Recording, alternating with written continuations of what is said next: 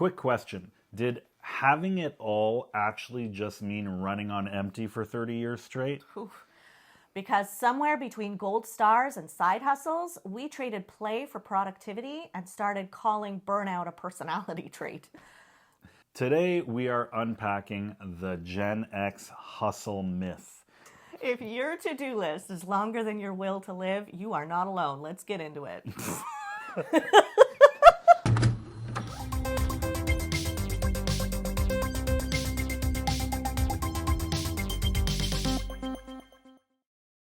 Our 90s mystery question. Did overachieving in the 90s prepare us or ruin us? Define overachieving. The good grades, the good behavior, Yeah. working hard. Like, if you think about, and again, you might think of it differently, but when I look back at my childhood, early adulthood, I look at mom and dad as hustlers. Yeah. Okay. They worked, they had a work ethic. Like, For you sure. show up to, like dad went to work with like a broken toe. Yeah. Okay. He worked a whole day and then went to the hospital. Yeah. Okay. Like, there was like this. Now people would say that's kind of toxic, right? Sure. You could look at it both ways. Yeah. But like, we grew up, you worked for what you had. If you show up for work sick or whatever, like, you just did. There was no room for like mental health days like there is now. Yeah.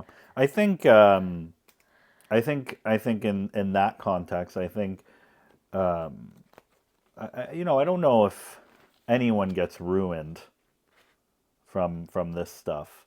I mean, because when I look at my childhood, I think, at least in the sense of when I was starting to try and work or school, all of that stuff, I definitely feel like I came out as a failure on 95% of that era, But I look at myself now and I think about all of that, and like, for me, I don't look at it like it ruined me. You know what I mean? So even though I have the thought process of like it was all bad, I wasn't good enough, et cetera, et cetera. No, I don't think it ruined me at all. So I think there was some good values installed in the software, and there was some bad ones, and it took a little bit to get that out of the system. And I'm sure there's still a couple viruses in there or whatever, but You're hilarious with these metaphors. it's all, I don't know. Again, perspective, I guess. Yeah. But I don't compare myself anymore to how I was before. I do think that because of certain things, it made me who I am today. But at the end of the day, I think it doesn't come from anyone else. It comes from us. So regardless of how I was treated or what happened or what they did or who did what or whatever, it's not anyone's fault, and it's just my responsibility to fix it or to figure out what I need to do to move forward, So, I could, just as like an example, like someone will complain to me about how their parents were alcoholics and it ruined their childhood, and they were in a group home and this and that, and so it's just, I don't know, it's so negative, and they talk about it and about where they are now, but sometimes you hear great stories where it's like, this happened, I said fuck you, and I became successful or whatever, and it's like, yeah, great. But then you have the ones where it's like, this is why I'm the way I am, it's because of that. And for me, I don't know, it's a little bit of an eye roller now, I guess my old age, like now so it's like, it's your responsibility to fix that. It's not their fault anymore. Oh, hands down. Yes. I have. So sorry, Okay, go ahead. to I guess to Summarize. Yeah. summarize your question, I think it prepared me. I don't think it ruined me.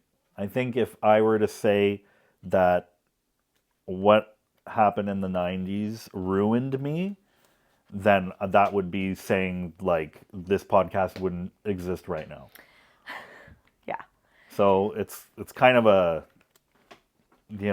big question to say, like, did it ruin us? No. You know? Well, I share some of those opinions and I disagree with some of those opinions. Or maybe not disagree, but I have a different perspective. Mm-hmm. So I think that there was a lot of a certain kind of mentality growing up in which how I absorbed it made me very codependent Mm-hmm. in a way, like I'm always looking at how I can help somebody else as Mm-hmm. opposed to helping myself. I've over the years put myself on the back burner. Of course, all of this comes to the surface as you get older and you're evaluating who you are and, midlife stuff, right? Yeah. So, for the first, I'm going to say 40 years of my life, Mm-hmm. I would look at it the exact same way. And I still do. I look at my childhood and think there were some great fucking lessons that I learned there. Mm-hmm. You know what I mean? Even the tough stuff, right? The not so fun stuff. But I don't, and when I think of overachieving, I think I overachieved at being great for everybody else, Mm-hmm. but not myself. Because when I look realistically at what I've achieved with my life, I didn't put any effort into me, Mm-hmm. really. I didn't think that I mattered enough to put any effort into. And so Mm-hmm. therefore I didn't try. Mm-hmm. And so I don't think I overachieved at anything other than being great for other people. Mm-hmm. And so, and I think a lot of people can relate to that. I can't be the only one in this world that thinks that way.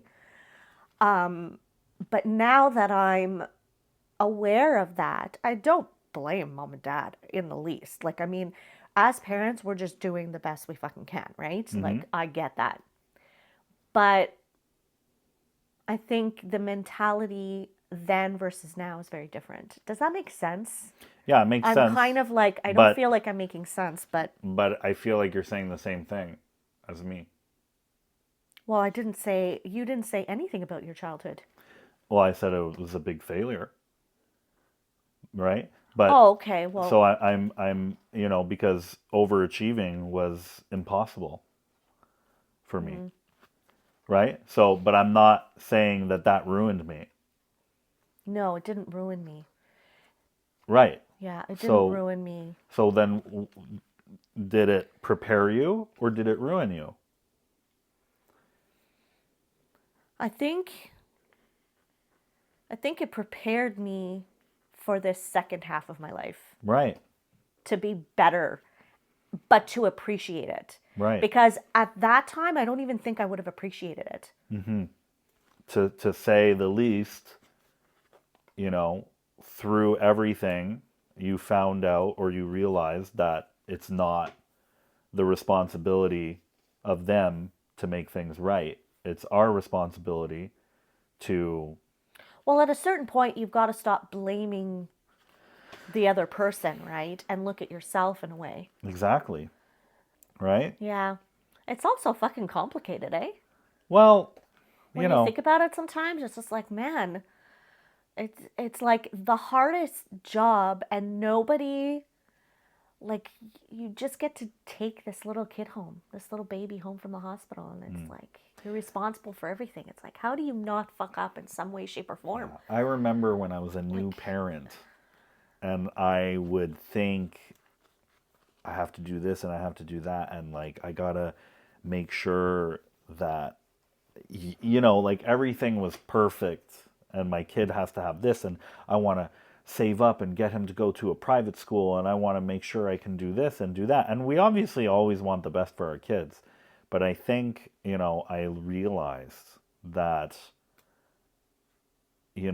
regardless of what you do, it doesn't have to be perfect, and they will be grateful for what they have, and it's all about perspective. yeah. And you have kids who have absolutely nothing and they're the happiest kids in the world, and then you have kids that have everything and they're fucking miserable. So I mean, I think I just learned that the more you give, the more they will want to take, because they're children. And I'm trying to, have a little bit more of a clear life that, I want them to have everything, but I don't have to provide, everything. It's okay for them to struggle a little and get Yeah, like I think they should be hungry. earn something. Yeah, a little bit. I think they should be hungry. If they're not hungry, then they just get stuff whenever they want. And so yeah, I don't know. Anyways, Yeah, off topic we could. now. Yeah, we could like go totally and talk about this forever. Okay, this or that. I'm gonna start. Okay, Okay. honor roll bumper sticker or a detention regular. Detention regular, because that's what I was. Same. Like Same. my I was parents. never on the honor roll. Well, yeah, okay. Like I would be on the honor roll. Oh my God. Stop. Having it all versus having no energy. Well, like I mean, I guess I would rather have it all. Well, But my reality is I have no energy. yeah, that's it. Because you probably want an honor roll bumper too, Well, yeah. right? If you could. Yeah. I'd rather, you know what, like though, yeah, I think it goes back to what you were saying, having it all sometimes. It's like if you're used to having it all, then you want it all. Yeah. All the time. That's it. It's like I'd rather have no energy sometimes, Yeah. I'm good. Workaholic identity or quiet quitting champion? Workaholic identity. Yeah, I figured that much about you. That's Yeah. for sure. Why do you think that is? Why am I like And that? yeah, but think about it. It kind of ties into what we were talking about earlier. Both of us never really tried in high school, right? Or in school in general, right? Like we never really tried. We're kind of like, right? But we work our fucking asses off. Why couldn't we try harder for school? It's the same. Like you get better grades, you get a better education, you get a better job. Why? Where's the disconnect for us in Well, that? didn't have the right tools, I guess. Yeah. And there's a difference between doing something you love. It's easy for me to work hard. Because you're doing something you love. That's it. Okay. Yeah. Proving my worth versus protecting my peace. Ooh. I'm kind of straddling both right now. Yeah. But interestingly enough, proving my worth to myself. Protecting my peace for myself. As opposed to maybe a few years ago would have been proving my worth to you or to whoever. And protecting my peace wasn't even on the fucking board. So it's more me now. But both. What about you? Old Josh, definitely proving my worth. Me now, absolutely 100% protecting my peace. So that's all I care about. Extra credit or a class clown? Class clown dropout. That's literally what I was. Class clown. So, mental load martyr or calendar ghoster? I was the mental load martyr. Still am in a few ways, but I'm getting better. What about you? I don't know. I feel like you're the calendar ghoster. Probably. Kind of, you know? Yeah. Yeah. Yeah. Childhood trauma question. Report card days. Oh, God. Growing up. Back in the day when it wasn't electronic, you know, when you would, like, your parents just get it in their email, that you had to get signed by somebody. Did you ever get a report card like that you signed for mom or dad, like No. faked signed? No. No. No. No, I was too scared to do that. Yeah. I was too scared to do a lot of things. I was just a scaredy cat.